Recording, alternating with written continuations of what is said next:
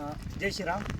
आपल्या घोसल्या गावामध्ये जे स्मशानभूमी आहे, तर आमचा जो भाऊचा संकल्प होता की आपण 3 झाडं लावू. तर ह्या गोसेवा माध्यमातून आपण ह्या घोसल्या गावामध्ये आता आपले 25 झाडं आपण समज लावतोय.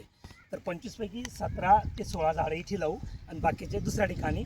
आणि आम्ही त्या माध्यमातून 70 झाडं बाहेर दिले, जे इथे आपले लोक आले होते त्यांना आपण दिले. तर हा बनोटी रोड आहे आणि हा मागे सोयगाव रोड आहे.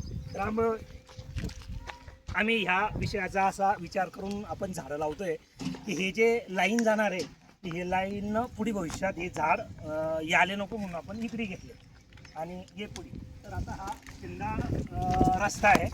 या शिंदाड रस्त्याचा आपण हा 34 फूट जागा सोडली आहे. तर तिकडे 2 फूट, इकडे 2 फूट, म्हणजे असं 36 फूट येते. 36 बाय 20. तर आपण इथून हे लाईन पाहू शकतो.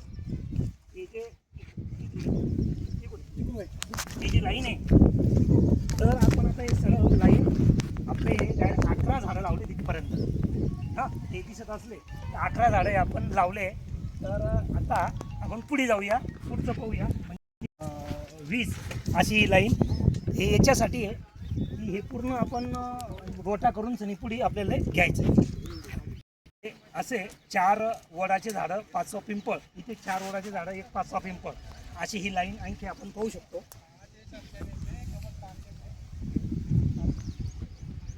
चला आता पुढे पाहू.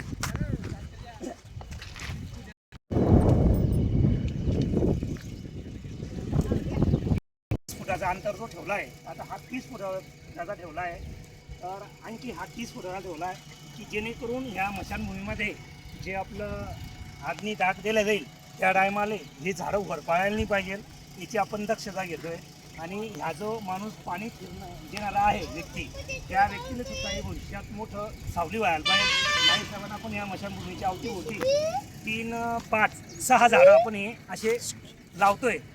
तर आपण हे घोसल्यात जे व्यक्ती स्वर्गवासी आहे त्यांच्या नावानं हे आपले झाडं आहे. आपलं हे काम आता आटोक्यात यात आहे. फक्त 3 झाडं राहिले. जय श्रीराम.